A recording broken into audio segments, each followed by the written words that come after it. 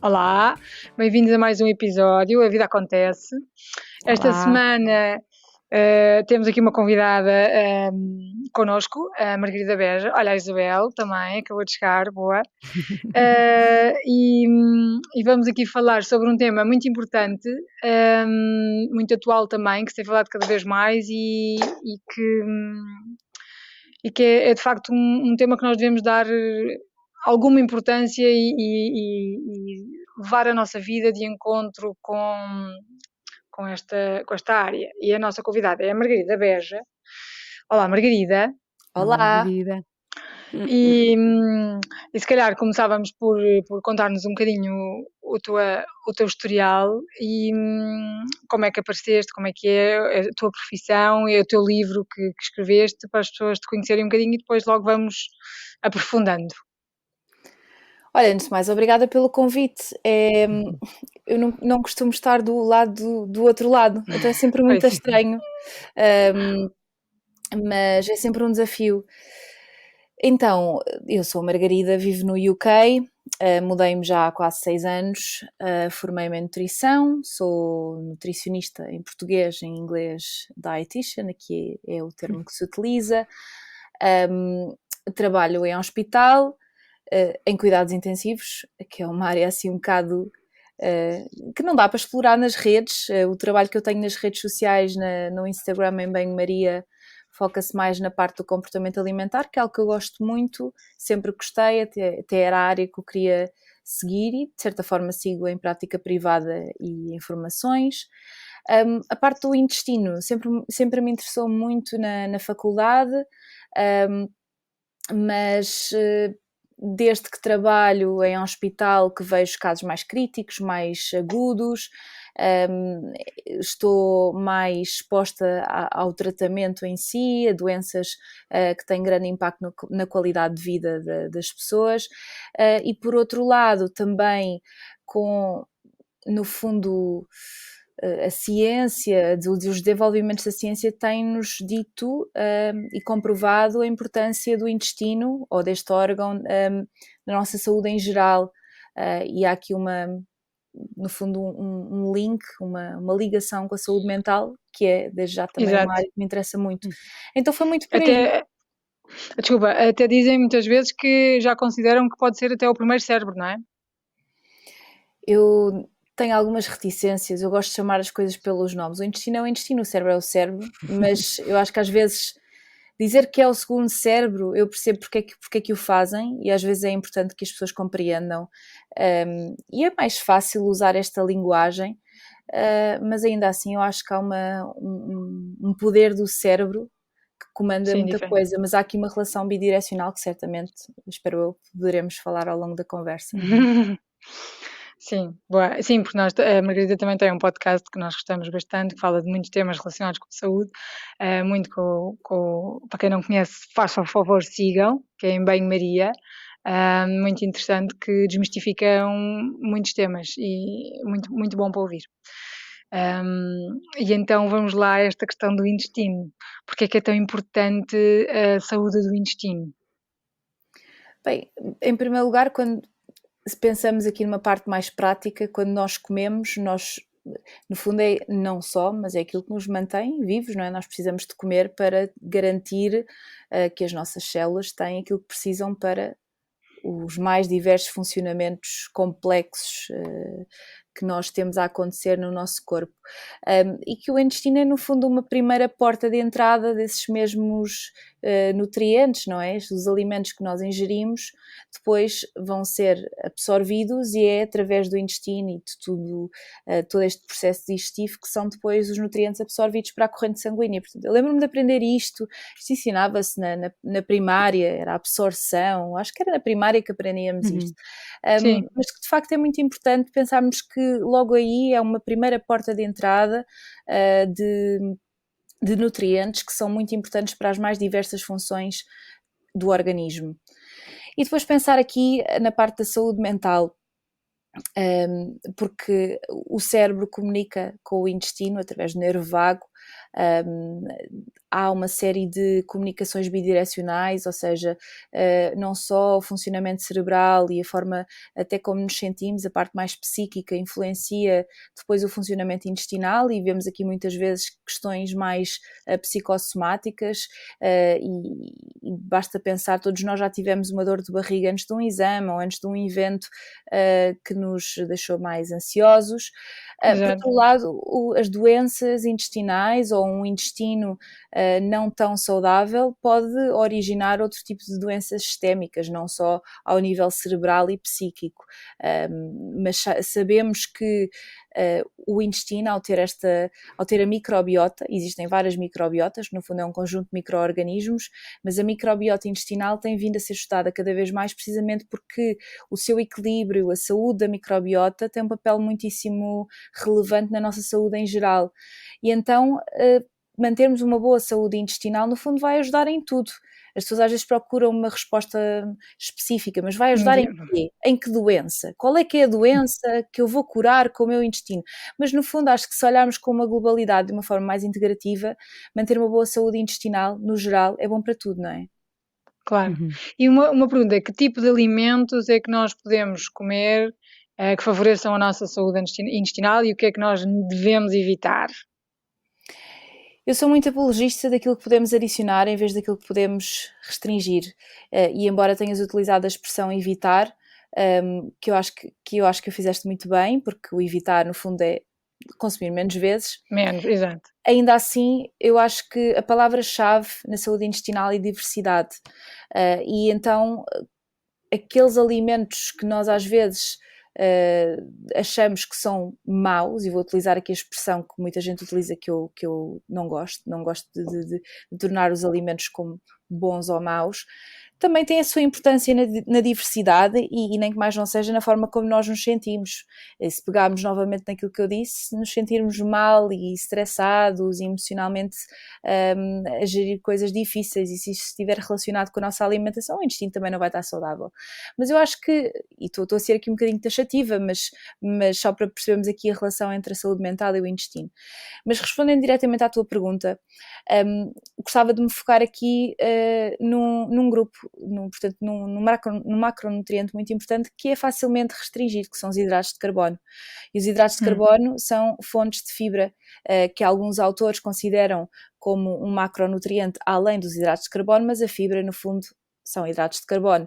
E a fibra é extremamente importante porque existem vários tipos de fibras com várias funções ao nível do intestino.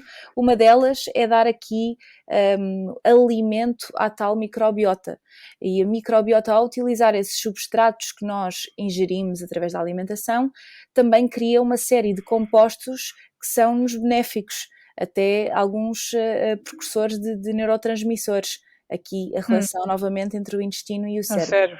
Pois. Portanto, diria que consumirmos fibra, cereais, fruta, vegetais, sementes, frutos gordos, portanto, tudo isso incluir na nossa alimentação, e diversidade, porque costumo dizer que se a minha alimentação, se as frutas que eu consumir for só maçãs, e se os vegetais que eu consumir se for só cenoura, também não estou aqui a dar diversidade à microbiota. Suficiente, pois, claro. Exato. Em relação à fibra, por acaso tenho uma questão muito concreta, que é uma coisa que eu ouvi falar, mas que nunca mergulhei muito fundo, que é o facto de, por exemplo, comermos fruta ou bebermos smoothies de fruta, e que o facto de comermos a fruta de forma mastigada, que tem um determinado nível de fibra e de textura e etc., que depois vai exigir um outro poder digestivo até ao próprio do intestino, ou simplesmente ingerir fruta apenas à base de sumos batidos.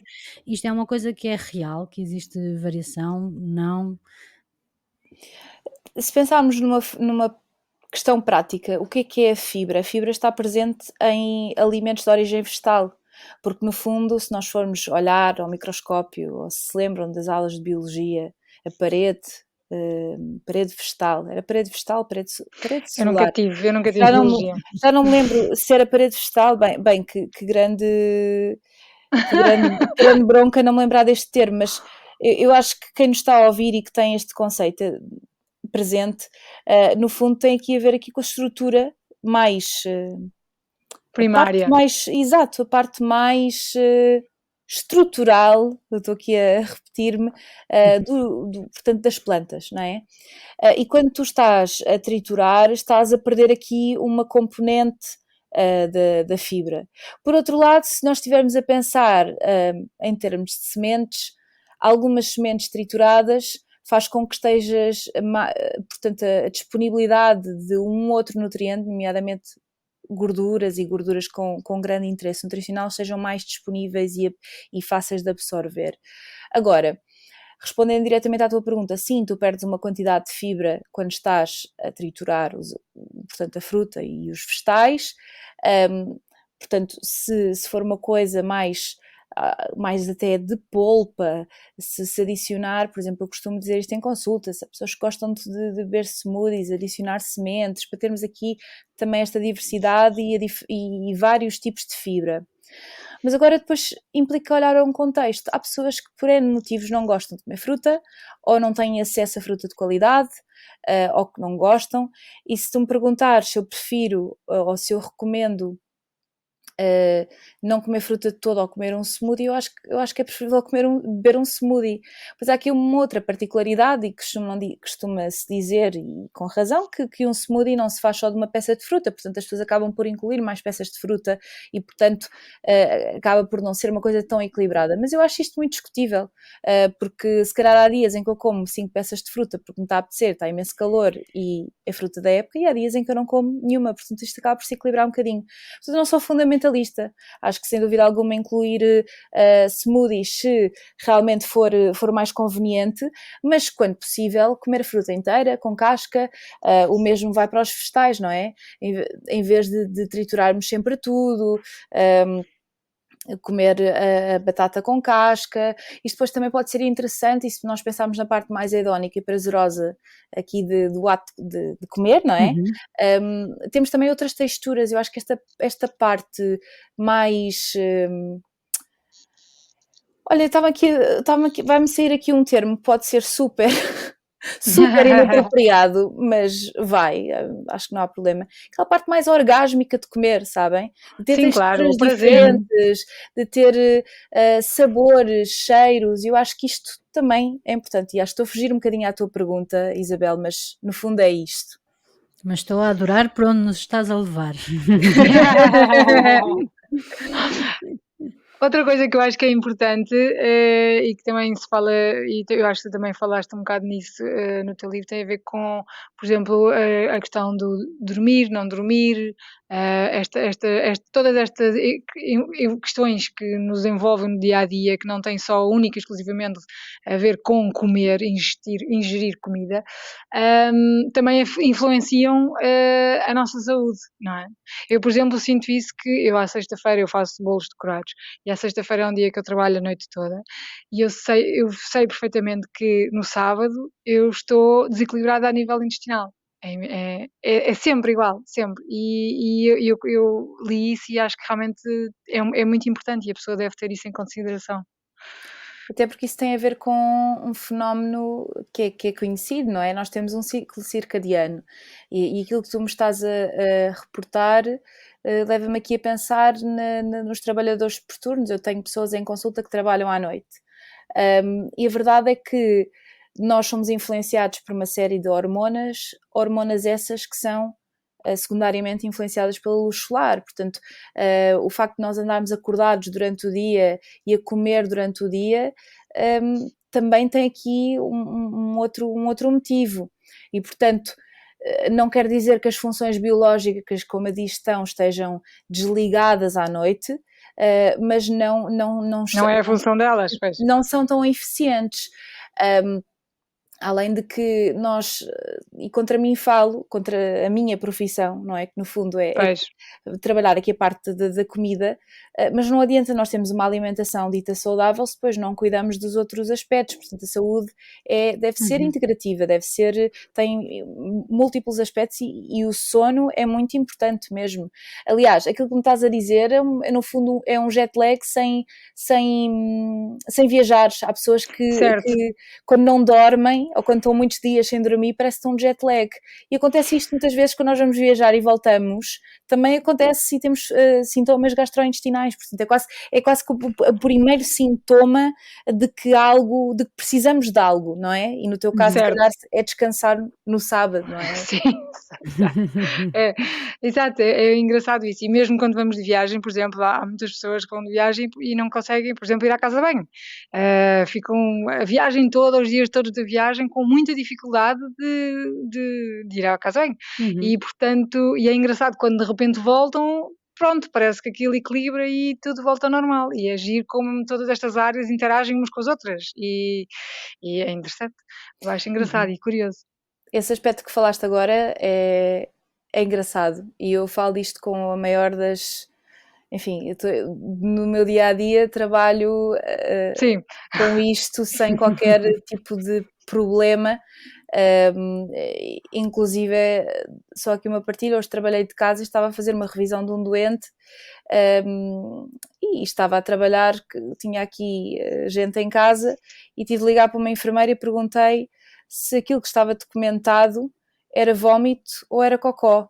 Mas, e quem estava aqui em casa a perguntar, ai, que raio de conversas tu tens ao telefone?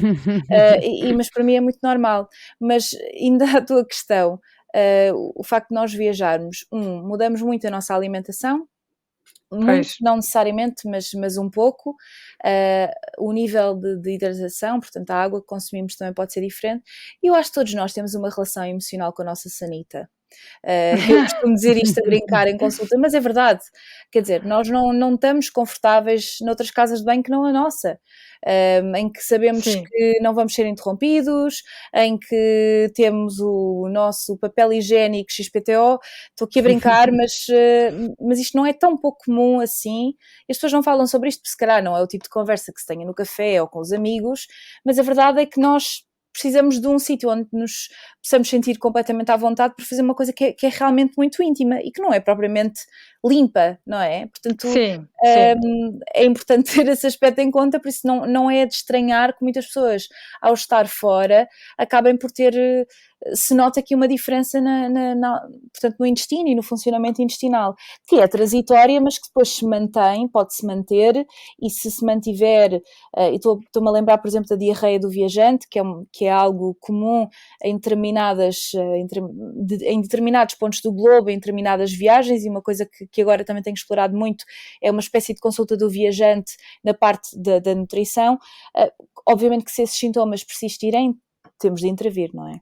Pois, exato. E o açúcar, considerado a maior droga de sempre, sim ou não, mal ou não? Como é que estamos neste ponto do açúcar? Eu acho que o açúcar é bom, caramba, mas isto é-nos inato. Inato, é impossível dizermos que não gostamos de açúcar, quer dizer, é um gosto inato, não é adquirido, portanto é uma coisa, o gosto, o prazer associado ao doce é algo que faz parte da nossa natureza, se lhe quisermos chamar. Agora, eu estou a perceber a tua pergunta e claro que o meu objetivo aqui não é promover o consumo de colheres de sopa de açúcar. Exato. Eu acho que acima de tudo o açúcar, quando é naturalmente presente, tem a sua função e é diferente de alimento para alimento, claro. Agora, açúcar adicionado, se calhar com alguma moderação, mas eu também tenho algum receio e tenho vindo cada vez mais a ter mais cuidado a falar sobre isto, porque o termo da moderação depois também leva, há uma linha muito tênue entre a moderação e a restrição. Quão moderada tem de ser. E portanto acabo por explorar isto em consulta mais numa de o que é que te apetece realmente, porque às vezes aquelas pessoas quando nos dizem e o que é que eu faço quando me apetece mesmo um doce? Como um doce. Não vai comer outra coisa que não seja um doce. É um doce que apetece. E às vezes nós darmos resposta a estas vontades que nos são normais e ter prazer a comer também impede que estejamos a comer de forma exagerada, porque damos resposta a uma necessidade. E se calhar naquelas alturas em que nos apetece comer açúcar mais vezes, ou alimentos açucarados, com grande adição de açúcar, se calhar pode ser aqui um sintoma para podermos pensar o que é que se está a passar. Será que estou a dormir bem? Será que estou a alimentar-me convenientemente? Será que estou estressada ou triste? Ou estou a sentir ansiosa? Exatamente, porque há aqui coisas que nós às vezes, todos os seres humanos vivem, que nos são desconfortáveis e o nosso cérebro está feito para nós sobrevivermos, e se nós pudermos arranjar uma distração, uma anestesia para não podermos sentir coisas que Pois, são tão dolorosas, às vezes o açúcar é a primeira estratégia, é o mais fácil, pois. Sim, o embora não chocolate, por seja muito exemplo. eficiente. Sim. Embora não seja muito eficiente, exato. Não, mas eu percebo. Eu, quando era miúda, era altamente viciada em açúcar. Comia chocolates com fartura e lá está, eu tinha uma prisão de ventre horrível, comia muito mal durante muitos anos. Eu ficava tipo ia à casa de banho fazer cocó uma vez por semana, era o normal para mim. Hoje em dia eu não consigo perceber como é que eu conseguia viver assim. Não consigo, porque sei lá, faço para aí 3 vezes, é o normal para mim hoje em dia, e eu não consigo entender como é que eu vivia assim. Mas a verdade é que existe exatamente isso, toda uma componente emocional, e não é só relacionado com a comida, mas toda esta envolvência é importante a pessoa perceber que interfere, não é? Que faz diferença, e que a pessoa vai ser menos saudável não é só pelo que come, apesar de eu comer muita porcaria de facto e fazer muitas asneiradas, e se calhar era um consolo e um conforto para mim recorrer ao chocolate como consolo, mas existe todas essas componentes emocionais e também de comida, como é óbvio, também é importante, realmente, é importante percebermos isso. E em relação às crianças, o que é que nós temos aqui muitas mães que nos seguem Eu ia fazer uma pergunta por acaso associada, não é tanto nas crianças, por Então diz acaso. lá, A minha diz é lá. 2 passos abaixo, que é uma coisa que se fala muito quando falamos de intestino saudável e dos probióticos também, não é? Sim, também. E uma coisa que se fala é que os primeiros 2 anos de vida, em termos de absorção e maturidade do próprio intestino, os primeiros anos de vida são os anos mais fundamentais para esse fortalecimento em termos de probióticos, etc, etc. E agora, nesta última gravidez, eu estava a pensar, bem, mas se eu estou a fazer as bebés na minha barriga, eram 2 bebés Margarida, não sei se entretanto acompanhas, mas no meu caso foram gêmeas. Se eu estou a fazer as bebés neste momento, até que tipo de probióticos é que eu, grávida, posso ingerir que vá logo passando para eles, e também porque sendo um parto vaginal, acho que o momento do parto também impacta o número não é microbióticos, de micro-organismos Sim. positivos para o sistema imunitário do bebê.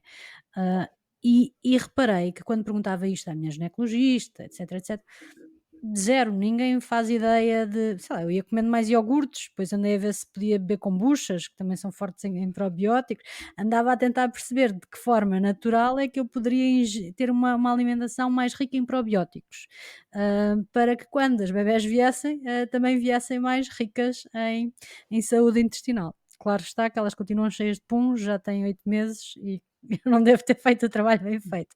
Mas perguntar-te, Margarida, ou seja, voltando aqui ainda antes da fase da criança, se na própria gravidez, nos primeiros anos dos bebés, de que forma é que podemos ir preparando a vida também para uma saúde mais forte, fortalecida nesse campo? Isabel, é uma excelente pergunta e tem aqui muita coisa para falar acerca disto. Queria só fazer um apontamento àquilo que disseste, Margarida, que fiquei aqui a pensar, quando tu disseste que não sei em miúda como é que eu conseguia comer aquelas coisas todas. Nós em crianças temos uma incapacidade de integrar coisas, porque não temos maturidade emocional para gerir determinados assuntos. Portanto, é normal que só em adulta te apercebas, olhes para trás e consigas analisar as coisas com uma certa... ao integrares, não é? Na altura se calhar não o conseguias fazer, mas eu acho que isto é transversal a todos nós. E depois também achei curioso teres utilizado, e não estou aqui a censurar nada, mas deixar aqui para pensar o que é que é porcaria, não é? Acho que todos nós utilizamos esta expressão de esta semana estou farta de comer porcaria, só preciso de uma sopa. Aquele fenómeno, sabem aquele fenómeno de quando vocês vão de férias e chegam a casa, ai meu Deus, eu só preciso de uma sopa. Eu percebo o que é que queres dizer, mas acho que às vezes é importante nós pensarmos o que é que consideramos porcaria e até que ponto é que estamos a restringir essas porcarias e aquilo que nos apetece comer mais. Mas deixo aqui só o food for thought, não queria deixar de comentar isso, Margarida, mas que é muito comum e todos nós utilizamos essas expressões, mas acho que é sempre bom pensarmos sobre elas, porque as palavras têm sempre um significado, nem que mais não seja na nossa psique. Sim. Respondendo à tua pergunta, Isabel, os probióticos, a verdade é que não existem ou não temos ainda grande evidência ou respostas claras em relação ao uso, à suplementação de probióticos na gravidez, até porque se estivermos a pensar aqui, no fundo, embora seja seguro, e sabemos que a maioria dos produtos à venda no mercado são seguríssimos, quanto numa gravidez, sabemos que há aqui algumas questões ao nível do sistema imunitário que podem estar comprometidas e, portanto, a introdução de micro-organismos vivos pode ter aqui alguns riscos associados. Portanto, não querendo dizer que está contraindicado na gravidez, não é isso que estou a dizer, não há uma resposta linear, e se nós pensarmos em fazer estudos em grávidas, portanto, a metodologia destes mesmos estudos é difícil fazer este tipo aliás, estudar grávidas é extremamente complexo, precisamente pelos riscos que isso pode ter, gerar e muitas mulheres optam por não fazer parte de ensaios clínicos, como é óbvio, especialmente nesta fase tão vulnerável. Mas respondendo à tua pergunta, que não deixa de ser importante e muito pertinente. Tu falaste-me aqui na kombucha, nos iogurtes, e na realidade nós não podemos dizer que eles são verdadeiros probióticos, porque para serem verdadeiros probióticos têm de ter um benefício para a saúde, temos de conseguir identificar claramente que micro-organismos e em que quantidades. Isto pode parecer um bocado preciosismo, mas faz a diferença, porque nós já temos estudos feitos com determinadas estirpes que sabemos que são boas para este ou aquele problema de saúde. Portanto, para ser um probiótico tem de ter aqui esse mesmo benefício. Algo que tu não consegues garantir necessariamente com estes alimentos fermentados. Não significa que eles não sejam importantes, aliás, eles são muitíssimo importantes. Porquê? Porque promovem a diversidade da nossa microbiota. Mesmo não sendo uma fonte, podem ser potenciais fontes de probióticos, não são verdadeiros probióticos. Eu acho que esta distinção é muito importante, porque, por exemplo, eu tenho pessoas em consulta que claramente beneficiam de uma toma de um suplemento, de um probiótico específico, mas que dizem, não, mas eu bebo kombucha e tomo kefir e tudo mais, e não é exatamente a mesma coisa. Mas nestes casos, tendo em conta que a gravidez pode ser aqui uma fase em que temos de ter alguns cuidados acrescidos, nomeadamente ao nível da higienização dos alimentos, e se calhar, por exemplo, o kefir ou estes alimentos fermentados podemos não garantir aqui a segurança na sua ingestão, mas keep it simple, a variedade, até porque nós sabemos que aquilo que nós comemos interfere também no gosto dos bebés. Isto é uma coisa que para mim que eu acho que é lindo. Portanto, quanto mais exposição aos alimentos, quanto mais diversificada for a tua alimentação, melhor. Mais até do que tomar o probiótico X ou Y. Em relação aos bebés terem cólicas e darem puns e tudo mais, isso pode ter que ver com várias questões. No outro dia ouvi um podcast também muito interessante sobre isto, sobre a parte psicossomática também da coisa, de que os bebés não têm só cólicas e não choram só porque realmente têm um intestino pouco maduro. É uma forma de chegar à atenção da mãe, não é? Porque os bebés quando nascem para as mães, não nascem para mais ninguém. Isto aqui de uma perspectiva mais analítica da coisa, que eu gosto de ver as coisas assim, mas a nutrição infantil não é toda a minha área, mas daquilo que eu sei, acho que uma alimentação diversificada na gravidez é extremamente importante, mais do que consumir o probiótico X ou Y. Depois, nas crianças, e não quero estar aqui a entrar num campo que não é tanto a minha área, já existem alguns probióticos que podem ser utilizados para casos em que os sintomas intestinais sejam muito prevalentes e que sejam identificados determinados sintomas e causas desses mesmos sintomas. E aí aconselho sempre que o bebê, que a criança seja acompanhada por um nutricionista e médico para ter o produto específico. E nos adultos, aconselhas a tomar probióticos ou não é mais importante ter uma alimentação variada do que... Porque depois também existe esta ideia de que às vezes as pessoas, bem, eu já estou a tomar probióticos, portanto agora posso comer sempre a mesma coisa e está ótimo. Óbvio que não funciona assim, não é? Mas é sempre uma mais-valia tomar. Vou tomar agora, mas eu estou bem nos intestinos, não... E às vezes não é...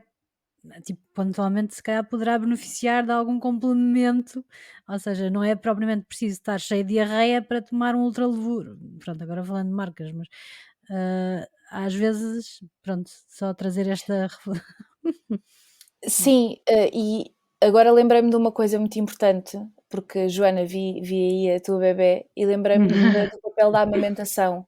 A amamentação, o leite materno é uma fonte incrível de pré-bióticos, que no fundo são o substrato para os micro-organismos na microbiota, e é o alimento de origem animal que tem estes mesmos pré-bióticos, que têm uma ação, mesmo ao nível imunológico, incrível. Portanto, claro que quem não pode ou não quer amamentar, está tudo bem com isso, temos muitas alternativas, mas de facto o leite materno tem essas vantagens também, nomeadamente depois nos sintomas que os bebés têm.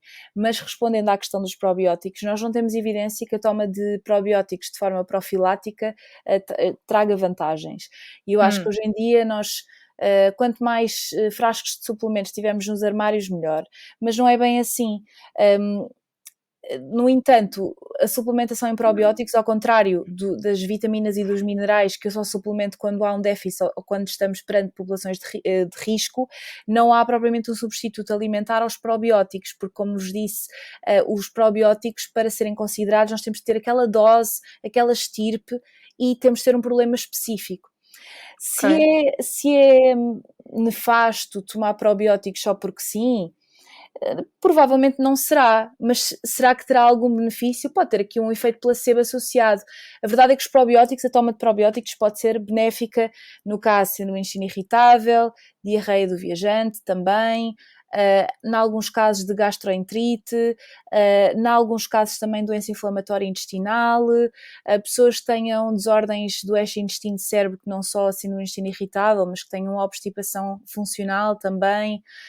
Já existe alguma evidência no caso de, por exemplo, infecções urinárias, na toma de antibióticos, portanto fazer uma suplementação em probióticos. Portanto, há situações clínicas específicas que pode fazer sentido a toma destes mesmos produtos, mas tomá-los de forma profilática, aí sim eu puxava-os de alimentos fermentados, incluí-los na nossa alimentação, quando quisermos e como gostarmos, até porque os alimentos fermentados, além de terem esta componente da diversidade da microbiota, também melhoram a digestibilidade dos alimentos, o seu sabor, a textura e também a absorção, lá está, de alguns nutrientes, nomeadamente vitaminas.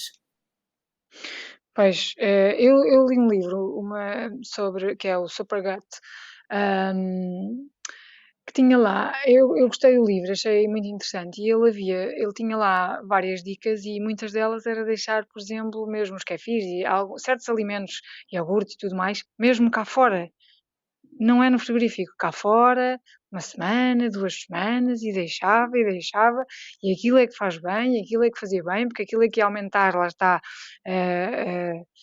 a biodiversidade ou sei lá, a cultura, não sei o quê. E eu pensei: "Eu não sei até que ponto é que eu sou capaz de fazer isso. Isto faz sentido, não faz sentido? Será que é mesmo assim? Será que isto é benéfico ou será que vou ficar, tipo, só péssima da barriga e isto não vai correr nada bem?" Eu nunca experimentei na realidade, mas fico na dúvida se o facto de nós estarmos sempre a pôr os alimentos no frigorífico e conservarmos tudo no frio é benéfico ou não. Não sei.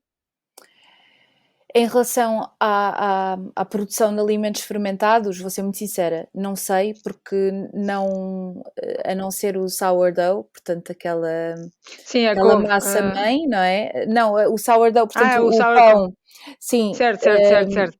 o A outra é sauerkraut.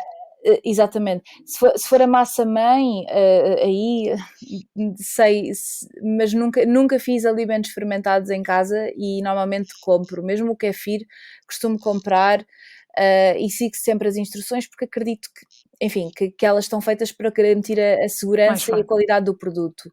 Portanto, em relação à produção de alimentos fermentados, honestamente não sei dizer se é...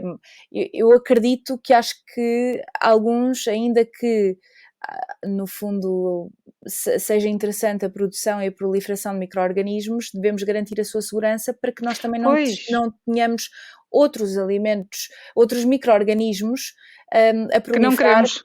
que depois nos causam gastroenterites. Mas em relação a colocar as coisas no frigorífico, eu acho que 100% colocar as coisas no frigorífico. porque Pois, garante de facto a segurança, nós sabemos isso. E depois há outras formas de estar exposto a micro-organismos, coisas tão simples, não tão relacionadas com a alimentação, mas esta coisa dos miúdos poderem brincar na terra e sujarem-se, irem para a natureza. uhum. Nós adultos irmos para a natureza também. Podemos estar em contacto com os animais, darmos festas a cães e gatos, e a cavalos e o que Sem estar seja. sempre a lavar as mãos. Sim, e essa foi uma questão, eu estou curiosíssima que alguém agora pegue no pós-Covid e que veja isto como uma oportunidade Que incrível para vermos, analise, pois. porque nós lavámos demasiadas vezes as mãos, porque precisávamos, atenção, estávamos aqui, Claro. temos de analisar o risco-benefício, mas isto certamente teve um impacto na nossa microbiota, tenho quase a certeza, e não fiz nenhum estudo em relação a isto. Sim. Mas Eu sim, também acho que vai haver, eu também acho que vai haver, porque é impossível não haver, porque eu também sou apologista e eu tenho também 3 filhos e é aquela questão do o que não mata engorda, olha, caiu ao chão, pronto, fazes assim, sacodes, sopras e está a andar. Eu sou apologista disso e acho que os miúdos têm que mexer na terra, os miúdos têm que estar na rua, nós todos somos muito de natureza e acho que é mesmo importante, mas e sinto, vejo que quando tenho às vezes amigos nossos que são muito protetores dos miúdos e que não os deixam fazer nada, os miúdos estão sempre doentes, sempre, é inacreditável. Os meus filhos, eu por exemplo não dei de mamar porque eu não tinha leite, quer dizer, não dei de mamar, eu dei o que eu tinha, mas era mesmo muito pouco, quase nada, e era um leite péssimo, enfim, era o que era, mas dei o que podia, e depois tive que recorrer a outras soluções porque eles morriam à fome e não havia opção. Mas a verdade é que nós temos uma alimentação super variada. Eu também tenho a sorte do meu marido que cozinha muito bem, já foi chefe de cozinha e, portanto, temos realmente uma cozinha muito profissional em casa. que bom, Ahm, sim, é uma sorte. E a verdade é que eu sinto que eles comem de tudo, eles adoram tudo, eles experimentam tudo, e a verdade é que nunca estão doentes. Nunca, nunca, é raríssimo. É mesmo muito raro. E eu acho que isso, lá está, a combinação destas coisas todas é que também ajudam à saúde. O estar na claro. rua, o sair, o dormir, também têm têm horários muito certos em termos de dormidas. Estas coisas todas, a conjugação disto tudo é que faz com que a pessoa realmente seja verdadeiramente saudável, não é? Sim, sem dúvida, sem dúvida. Hum, Estava aqui a pensar, pois realmente esta questão de nós estarmos na natureza, e hoje em dia trabalhamos tantas vezes de casa e estamos muito indoors, não é? É muito importante esta conexão com a natureza, e não é virar isto para o lado espiritual, mas nós É temos super evidência, importante. nós temos Eu também acho. evidência que isto tem um papel na nossa vida, e que não é só a alimentação, mas claro que a alimentação tem um papel importante. E em relação à amamentação, eu acho que, Margarida, mesmo que o teu leite fosse ótimo, se tu decidisses não amamentar porque não te apetecia e porque não gostavas, tu cada vez mais acho que é muito importante também falarmos sobre isto, porque há mulheres que não gostam e que não conseguem por algum motivo, e que está tudo bem. Felizmente nós temos imensas alternativas. Claro que o leite materno é muito importante para as crianças, mas mesmo esta questão dos pré-bióticos, já temos fórmulas Sim, mais enfim, enriquecidas. mais enriquecidas e com outras propriedades que há uns anos atrás não tínhamos. Portanto, acho que isto deve ser sempre uma escolha individual e que não há problema nenhum se a mulher optar por não amamentar. Sim, eu também acho que há uma pressão muito grande de não, tens que. Eu lembro no primeiro pediatra, eu tive o primeiro pediatra do meu primeiro filho, que era tipo quase obrigatório, que eu tinha que amamentar, e aquilo era um suplício para ele, era um suplício para mim, porque eu não tinha como, ele chorava à fome, ele morria à fome, ele estava sempre a baixar o peso, e aquilo foi um drama gigante, e eu às tantas, tipo, já não sabia o que é que havia de fazer, então decidi mudar de pediatra, e o outro pediatra veio-se a mim e disse, Margarida, está tudo bem, vamos dar outra opção, vai correr tudo bem, o Pedro agora vai começar a comer decentemente e tu vais começar a relaxar. Pronto, e acabou. Não vale a pena estarmos neste stress, porque isto também não é favorável, nem para ti, nem para ele, nem vais ter um bom leite sequer assim. Portanto, vamos fazer isto com calma. E realmente ajudou-me. E pronto, eu dei o que tinha, mas não era muito. E pronto, mas não fico. Na altura fiquei um bocadinho.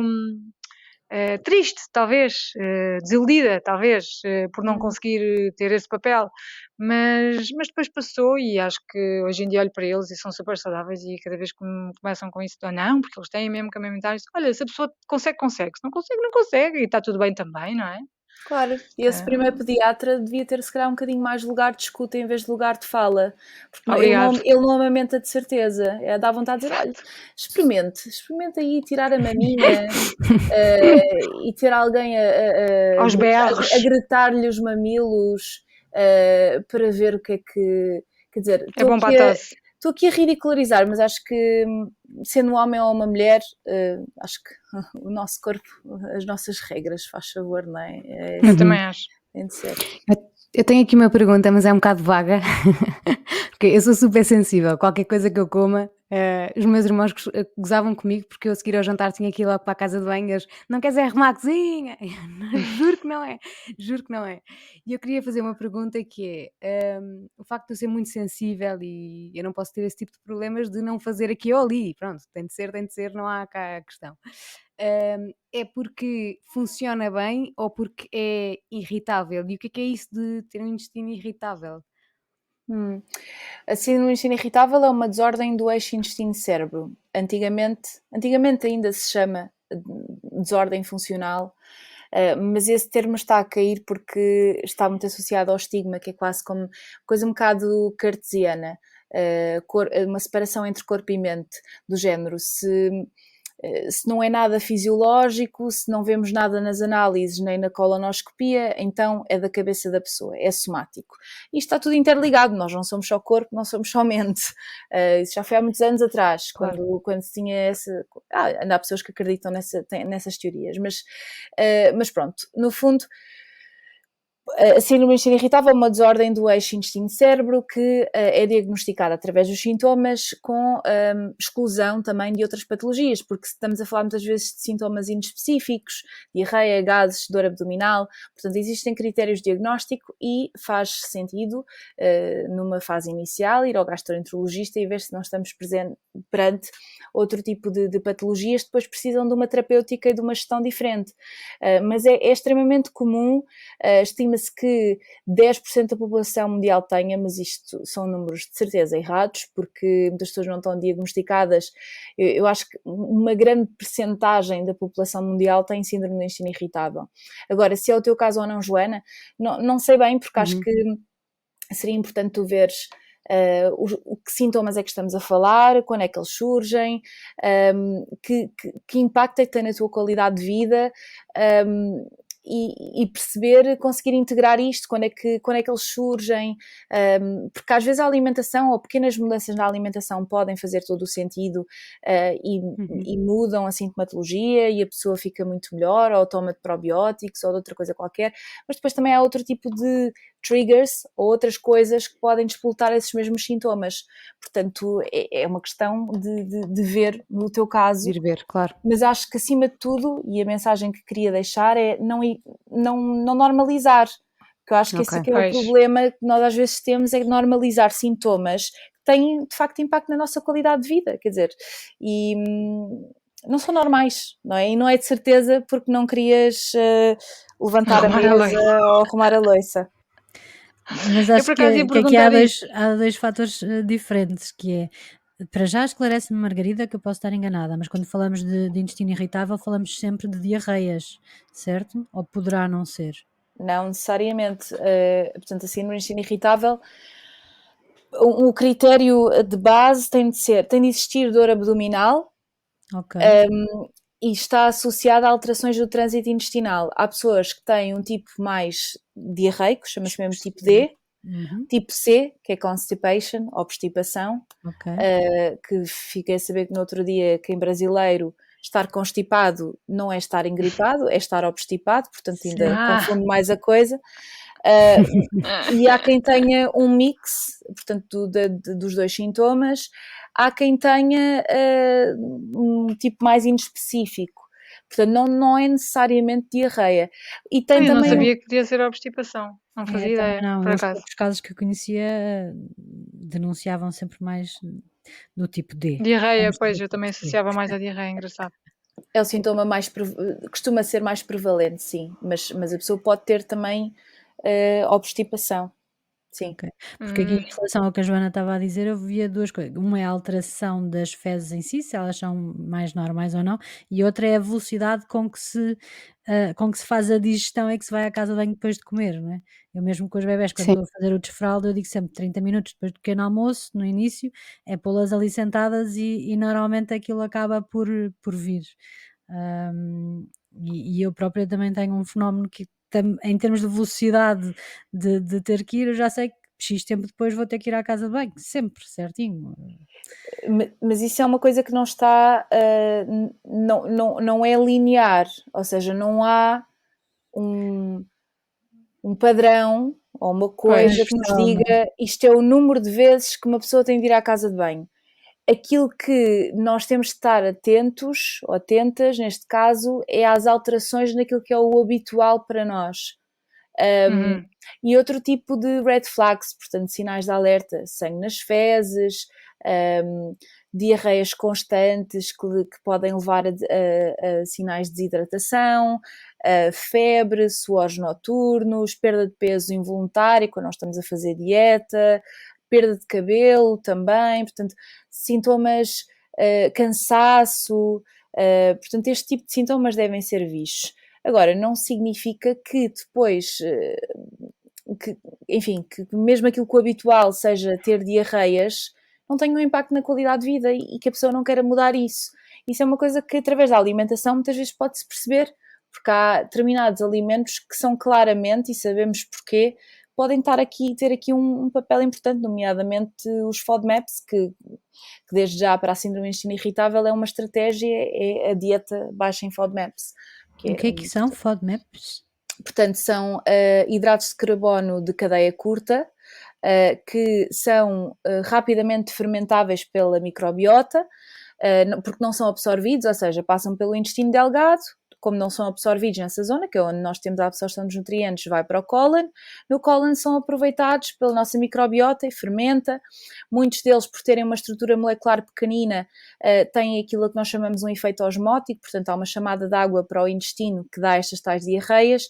Agora, todos nós, com ou sem síndrome do intestino irritável, não absorvemos muitos destes FODMAPs. Na maioria dos casos não absorvemos, não temos enzimas para os absorver. Mas quem tem síndrome do intestino irritável, por ser uma desordem do eixo intestino-cérebro, tem aqui uma componente importante, que é uma hipersensibilidade visceral. Quando eu digo que um dos critérios primordiais é a existência de dor abdominal, tem que ver com isto, que é, nós temos, eu digo nós porque eu também tenho síndrome do intestino irritável, temos uma maior percepção à dor, portanto tudo aquilo que são movimentos peristálticos e coisas até fisiológicas e normais, podem ser, podemos perceber isso, ou a nossa percepção ser de dor muito mais exacerbada, porque a dor também é algo que é lido pelo cérebro, não é? Portanto daqui também esta relação entre o intestino e o cérebro. Portanto, lá está, este inchaço abdominal, que às vezes é fisiológico, e nós brincamos muitas vezes quando as pessoas comem muitas vezes muito feijão, ficam cheias de gases, é normal porque estamos a falar de galactoligosacáridos, que é um tipo de FODMAPs que nenhum de nós tem enzimas para digerir, nós não os absorvemos. Eles são importantes, são fibras importantes para o nosso intestino e devemos consumir, e fomento muito aqui, portanto, o consumo de leguminosas, de grão, feijão, etc.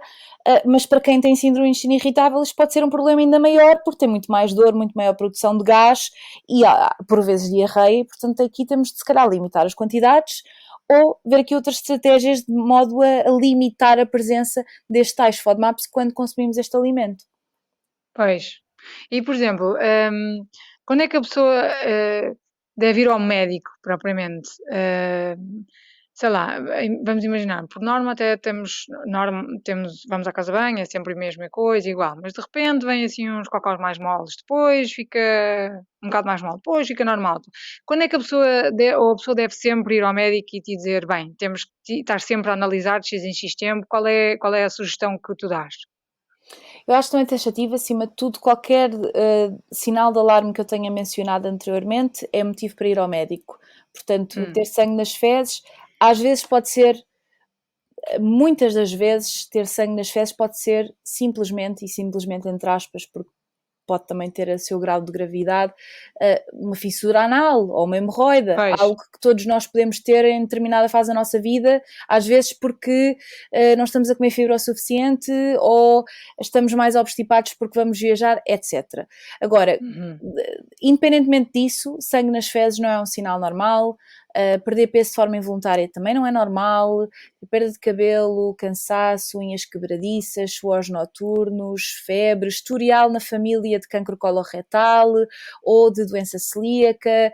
Pessoas com a idade a partir dos 50 a 55 anos também devem ter mais atenção se tiverem algum tipo de alteração gastrointestinal. Portanto, todo este tipo de sinais de alarme devem ser motivo para ir ao médico. Agora, ir ao médico assim que se notar que há de facto uma alteração naquilo que é o padrão, no padrão das idas à casa de banho, ou qualquer sintoma gastrointestinal que gere sofrimento, por mais mínimo que o sintoma possa ser nos olhos dos outros.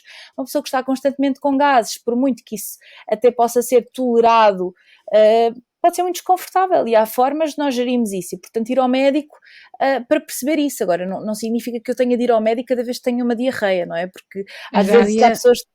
Ia complementar a pergunta da Margarida exatamente na linha daquilo que estavas agora a dizer, Margarida também, que era em relação ao... Uma pessoa está cheia de gases, não é normal, não é confortável, mas a questão não é só ir ao médico, é a que médico. Por exemplo, agora no pós-parto, há cerca de 4 meses, eu estava cheia de gases, eu não achava aquilo normal. Eu não tinha feito nenhuma alteração alimentar propriamente dita e estava a amamentar, ok? Mas não era suposto ter consequências de estar com gases por estar a amamentar, portanto não estava a perceber, não estava a tomar nenhum remédio, não estava a fazer nada fora do normal. E fui na minha inocência, não é? Portanto, partilhar aqui o meu não conhecimento. Bem, vou procurar um médico familiar, que é daqueles que é um all-in-one, e vou fazer uma consulta com ele. Ok, sim, ok, tem gases, olha, tem gases, ok, vamos fazer análises. Pronto, fiz análises, olha, as suas análises são todas ótimas. Pronto, olha, faz exercício, pronto, é continuar e se passa. Fiquei na mesma. Ou seja, quando temos algum... Ok, é gastroenterologia, é nutrição, ou seja, quem é que devemos procurar? Porque se calhar se formos e se calhar há uns mais conservadores, outros mais informados e atualizados, mas pronto, isto também é um tiro no escuro, nós não temos aqui umas páginas amarelas dos médicos mais atualizados, mas como dar um tiro mais certeiro para... Também temos de pensar aqui na acessibilidade, não é? E no privilégio que muitos de nós se calhar temos em poder marcar a consulta num gastroenterologista no privado, porque se formos esperar pelo público, então não temos o assunto resolvido. Privado, porque no meu caso e no meu claro, marido, claro que sim. Trabalho, etc. Hoje em dia é muito recorrente. Claro que sim, e ainda bem, não é, Isabel? Estou a dizer isto, eu também tenho seguro, ainda bem que podemos, mas pensar aqui, se calhar outras pessoas possam estar a ouvir e que não têm essa possibilidade, ir ao médico de família pode ser um bom sinal de partida, não é? Independentemente de ser médico de família, gastro ou público ou privado, eu acho que nós devemos ter um papel ativo no nosso tratamento. E eu costumo dizer, eu tenho esta regra, e no outro dia fui a um médico, não era gastro, por um outro motivo, e saí de lá e nem tinha aquecido a cadeira.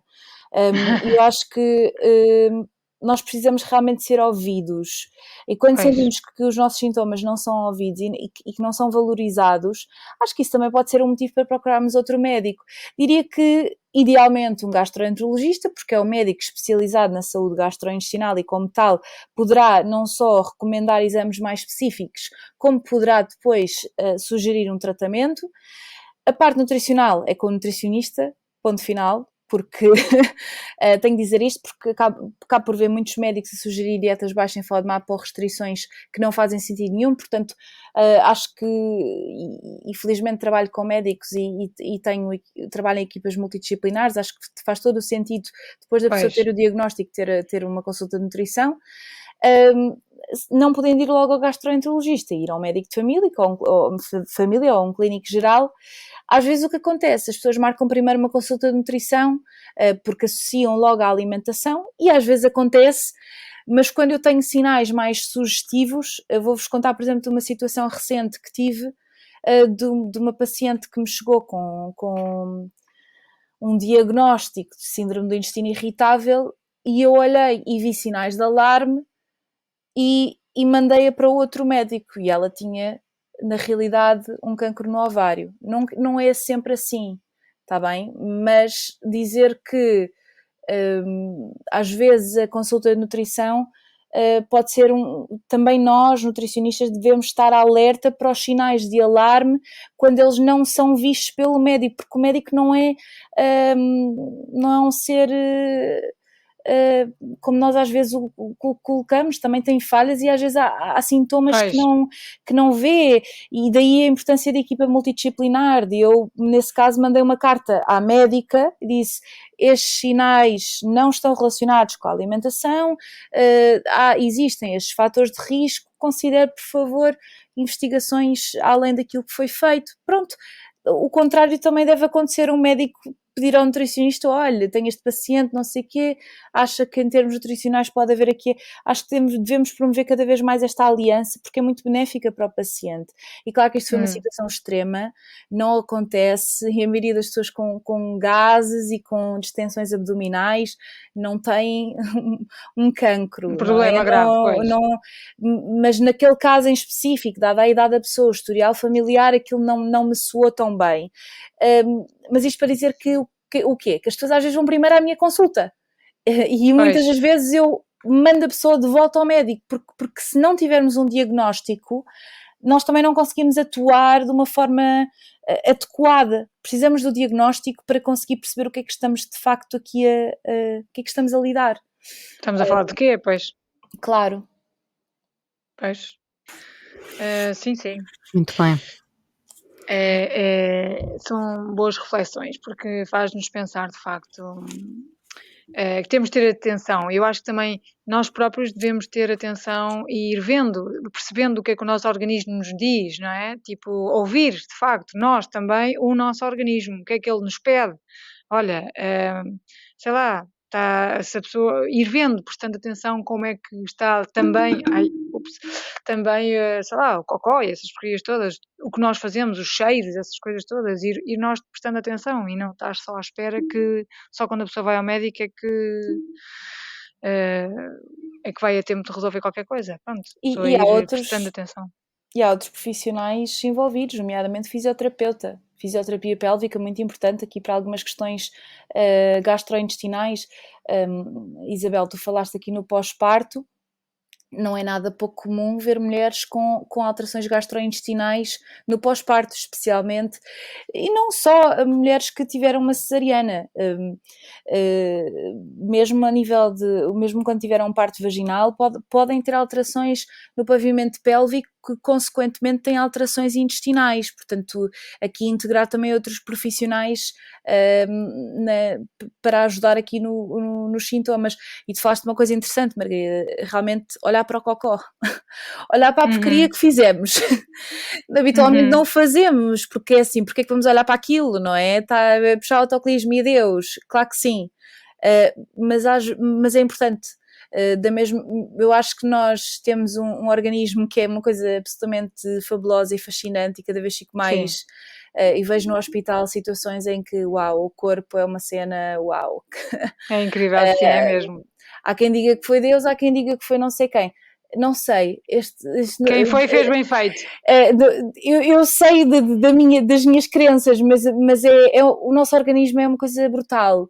Mas nós precisamos estar realmente conectados connosco e de vermos o que fazemos, porque nós temos os próprios sinais de algo que não está bem. Às vezes estamos demasiado ocupados com a vida e pouco conectados connosco, e às vezes só nos apercebemos quando a coisa já está grave. É isso, exato. Desvalorizamos muito as coisas. Completamente. Eu falo por mim, esta conversa inspirou-me para já ler o teu livro, porque só o título, Intestino Descomplicado, acho que estou a precisar disso. E pronto, é realmente um bom alerta para não desvalorizar sintomas. Ainda bem, fico contente. Mais saúde. Olha, obrigada. Quem é este? Joana Maria, tu vais fechar. Vamos a isso. Sim, se a Vera me deixar. Obrigada, Margarida. Margarida Beja, não és tu? Não sou eu. Obrigada por ter estado Obrigada. connosco. Foi muito bom, foi muito esclarecedor e Esclarecedor. espero que chegue a muita gente. E já sabem, sigam o trabalho da Margarida, que é O podcast também. o podcast também Maria, o comprar o livro, que deve ser, eu vou comprar porque vai-me ajudar muito, Espero que que se sim. chama Instinto Descomplicado. Depois nós partilhamos isto tudo e agradecer por estarem aí desse lado a ouvir-nos. E se sabem de alguém que tem algum problema relacionado com este assunto, é uma maneira subtil de se fazer chegar a informação. Sim, Obrigada. é importante. Enviem. Obrigada a nós, Margarida. E Obrigada a pela nós, sim. facilidade Obrigada. estas descobertas. Obrigada eu. Obrigada, até para a semana.